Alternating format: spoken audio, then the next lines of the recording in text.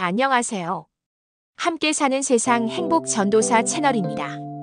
오늘은 혹시 이런 경험 있으신가요? 제가 국민건강보험공단의 건강보험료 수급자가 됐어요. 그런데 얼마 뒤에 체납 건강보험료 고지서가 또 날라왔어요. 이렇게 당혹감을 느끼셨다면 이번 영상이 매우 중요합니다. 왜냐하면 수급자가 됐음에도 과거의 체납보험료 때문에 고지서가 날아올 수 있고, 이에 대해 나도 모르게 압류 혹은 급여 제한 같은 불이익이 뒤따를 수 있기 때문입니다. 오늘은 이 주제를 가지고요, 왜 수급자인데 고지서가 또 오는지 구조를 먼저 풀어보고, 실제 사례를 통해 어떤 일이 벌어지는지 들여다보고, 그리고 전문가인 변호사, 복지 전문가의 의견을 통해 대응 방안을 단계별로 상세히 살펴보겠습니다.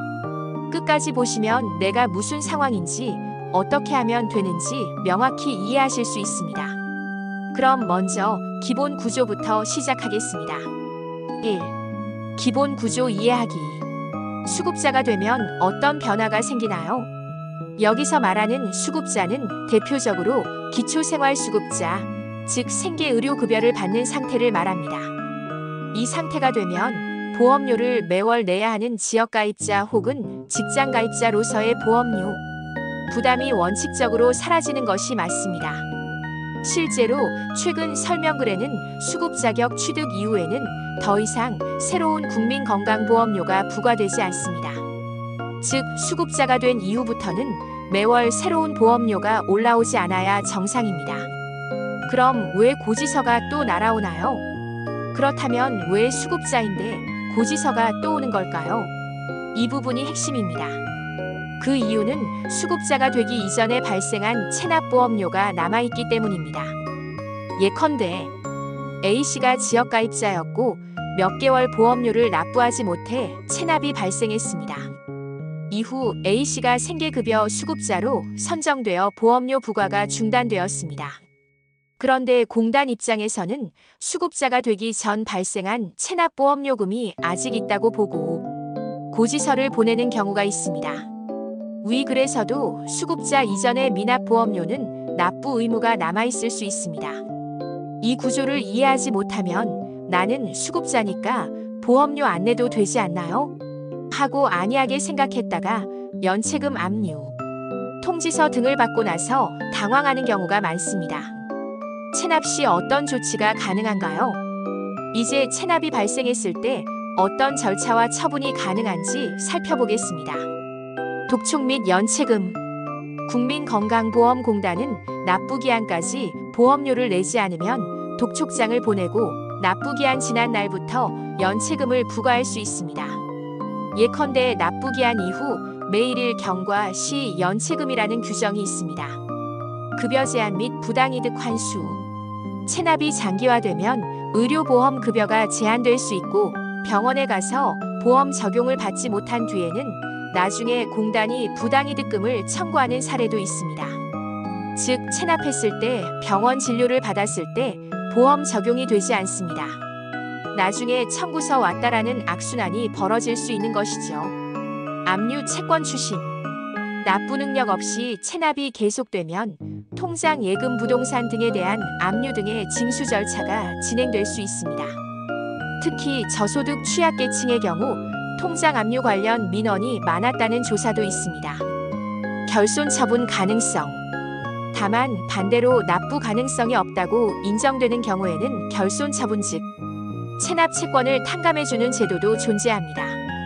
예컨대 징수할 가능성이 없다고 인정되는 경우에 결손 처분할 수 있다는 규정이 있습니다. 이제까지 구조를 정리했으니 실제 사례를 통해 더 생생하게 보겠습니다. 2. 실제 사례 이야기. 사례 1. 수급자 되고 나서도 고지서 왔어요. 김 씨는 한때 자영업을 하셨고 지역가입자로서 건강보험료를 납부하고 계셨습니다. 그런데 코로나19 이후 매출이 급감했고 몇 개월 보험료를 내지 못했습니다. 이후 생활이 어려워져서 기초생활수급자로 선정됐습니다. 수급자로 선정된 이후부터 보험료 부과가 중단된 줄 알았는데 한 달쯤 지나 건강보험료 체납 고지서가 날아왔습니다. 김 씨는 제가 수급자인데 왜 고지서를 보내요? 라며 공단 지사를 찾아갔습니다. 공단 측에서 설명하길 수급자가 된 이후에는 새로운 보험료가 부과되지 않지만 수급자가 되기 이전 발생한 체납보험료는 여전히 남아있고 독촉 및 징수 절차가 진행되고 있습니다. 즉 김 씨의 경우 수급 이전 6개월 보험료 미납이 있었고 그에 대한 독촉이 이뤄지고 있었던 것이었습니다. 이 사례의 교훈은요.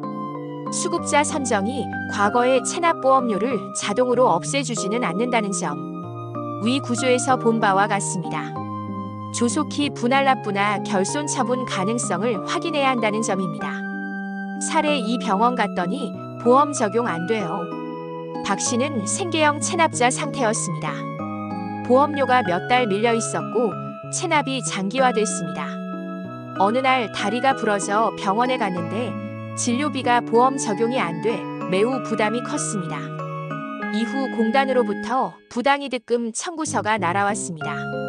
사회복지 현장활동가들의 보고에 따르면 이런 방식으로 체납자들이 병원 가기를 꺼리는 경우가 많다고 합니다.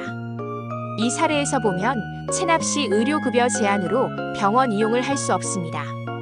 추가 체납 및 채무 심화라는 악순환을 보여줍니다. 사례 3 결손 처분이 된 경우 또 다른 사례로 고령의 A씨 어르신이 있습니다. 연령대는 90세에 가까웠고 소득은 거의 없었으며 재산 역시 최소한이었습니다. A씨는 보험료 체납 상태였고 공단에 결손을 요청했습니다. 결국 공단 내부심의재정운영위원회 심의 끝에 징수할 가능성이 현저히 낮음으로 인정돼 결손 처분이 이루어졌습니다. 이 사례에서 얻을 수 있는 포인트는 결손 처분은 가능성 있는 제도라는 점. 다만 자동으로 되는 건 아니며 신청 및 실질 검토가 필요하다는 점. 그리고 신청 전에 자신의 납부 능력, 재산 소득 상태를 정리해 두는 것이 유리하다는 점입니다. 3. 전문가 의견입니다.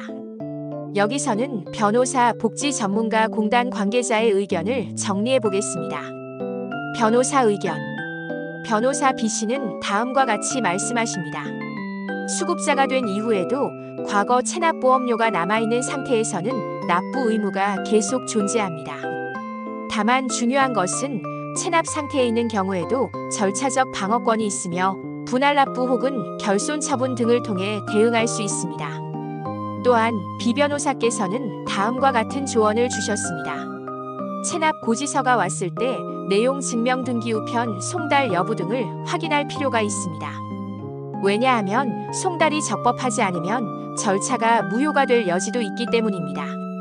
미성년자 혹은 소득 재산이 극히 적은 사람의 경우 연대 납부 의무 면제 가능성 등을 검토해야 합니다. 압류 직전이라면 압류 예정 통지서 등을 근거로 공단과 상담을 통해 분할 약정을 체결하고 약정을 지키면 압류는 중단될 수 있습니다. 복지 전문가 및 제도 개선 의견. 사회복지 전문가 C씨께서는 다음과 같이 설명하셨습니다. 저소득 취약계층이 보험료 체납으로 인해 의료급여 제한이나 압류 등으로 더 큰 위기에 빠지는 경우가 많습니다. 이를 막기 위해 국민권익위원회에서는 최근 저소득 취약계층의 건강보험료 체납, 빈발 민원 해소 방안을 권고했습니다. 구체적으로 제안된 개선안은 다음과 같습니다. 저소득 취약계층에 한해 분할 납부 횟수를 최대 48회 이내로 완화. 보험급여 제한 근거 규정을 저소득 취약계층에 한해 폐지. 압류 직전 휴대전화 번호 확인 및 문서 문자 안내 의무화. 시 전문가는 제도가 조금씩 바뀌고 있다고 말합니다. 하지만 많은 분들이 자신의 체납 상태와 권리 등에 대해 잘 모르고 있다고 덧붙이셨습니다. 공단 관계자 의견. 공단 내부 관계자 D씨의 인터뷰 내용 중 중요한 부분은 다음과 같습니다. 체납된 보험료는 공단 입장에서는 채권입니다. 즉 수급자 전 혹은 수급자 전환 시점 이전에 발생된 채무는 자동 소멸하지 않습니다. 다만 최근에는 납부 능력이 현저히 없는 경우에 대해 내부적으로 결손 처분 심사를 확대하고 있습니다. 이와 함께 D씨는 체납자가 분할 납부 약정을 체결하면 압류 등 징수 조치를 일시 유예하는 것이 현재 운영되는 방식이라고 설명했습니다. 전문가들 연계 실전 Q&A 형식. 아래는 영상에서 시청자 Q&A 코너로 활용할 수 있는 내용입니다. 제가 수급자로 선정된 뒤 고지서가 왔어요. 납부 안 하면 정말 압류돼요. A 변호사 압류 가능성은 존재합니다. 다만 약정 체결 혹은 결손 처분 신청 등이 가능하므로 먼저 상담부터 하시는 것이 중요합니다. 분할 납부하면 연체금이 사라지나요? A 공단 관계자는 연체금까지 완전히 사라지진 않습니다만 약정을 지키면 압류 등 강제 조치는 중단됩니다. 수급자가 되었으니까 과거 체납분도 면제되나요? A 복지 전문가는 자동 면제는 아닙니다. 다만 납부 능력이 없는 경우 결손 처분이 가능하며 제도를 알고 신청하는 것이 핵심입니다. 4. 대응 방안 및 실천 체크리스트.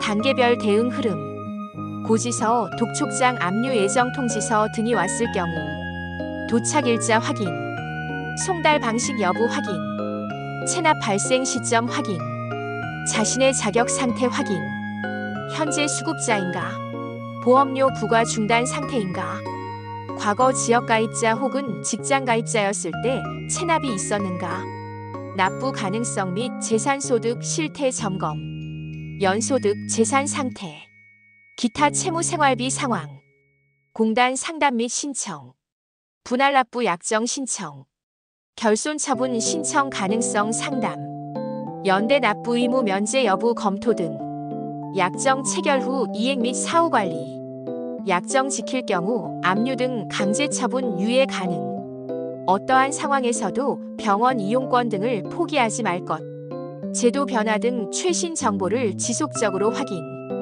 자주 묻는 질문 정리. 수급자가 되면 보험료 전부 면제되나요? 정답은 수급자가 된 이후 신규 보험료는 부과되지 않지만 과거 체납분은 자동으로 면제되지 않습니다. 체납이 오래됐으면 아예 없어지나요? 정답은 징수권의 소멸 시효가 원칙적으로 3년입니다. 다만 독촉 및 압류 등의 절차가 개시되면 시효가 중단될 수 있습니다. 체납 때문에 병원 갈 수 없나요? 정답은 체납자가 병원 이용 자체가 금지된 것은 아닙니다. 다만 보험 적용이 안 되고 부당이득금 청구 등의 위험이 있다는 점을 인식해야 합니다. 분할 납부하면 연체금 압류 모두 없어지나요? 정답은 연체금이 자동으로 없어지는 것은 아니며 약정을 체결하고 이행하는 동안 압류 등의 강제 처분이 유예될 가능성이 높아집니다. 결손 처분이 무조건 가능한가요? 정답은 아닙니다. 결손 처분은 재정운영위원회 심의 등을 통해 징수할 가능성이 없다고 인정될 경우에 한해 인정됩니다. 5. 마무리하며. 자, 오늘 영상에서는 수급자 됐는데도 체납 건보료 고지서가 날아온다 라는 놀라운 현실을 함께 살펴봤습니다. 먼저 수급자가 된 이후에 보험료 부과 중단 구조, 그럼에도 과거 체납보험료가 남아있는 이유, 그리고 체납이 주는 현실적 불이익까지 살펴봤습니다. 이어서 실제로 이런 일을 겪은 분들의 사례를 통해 좀 더 생생히 느껴봤고, 변호사, 복지 전문가, 공단 관계자의 의견을 통해 제도의 구조와 개선 흐름을 들여다봤습니다. 마지막으로 대응 방안과 실천 체크리스트를 드렸습니다. 여기서 꼭 기억해 주셨으면 합니다. 수급자가 되었다고 해서 모두 끝났다고 생각하면 곤란합니다. 과거 체납이 남아있을 수 있습니다. 다만 그렇다고 해서 끝은 아니다입니다. 분할 납부, 결손 처분, 전문 상담 등 여러 길이 열려 있습니다. 혼자 고민하기보다는 공단 상담 1577-1000이나 가까운 지사 방문, 복지 전문가 상담을 통해 내 상황을 정확히 파악하는 것이 가장 중요합니다. 의료를 이용해야 할 권리는 누군가 허락해서가 아니라 기본 권리입니다. 체납 때문에 병원 가기를 두려워하실 필요 없습니다. 꼭 상담하시고 올바른 대응을 준비하시길 바랍니다. 끝으로 이 영상이 많은 분들께 조금이라도 도움이 되었으면 좋겠습니다. 좋아요, 구독, 알림 설정 해주시면 앞으로도 복지 관련 중요한 정보와 실제 사례 담은 영상으로 찾아뵙겠습니다. 감사합니다. 다음 영상에서 뵙겠습니다.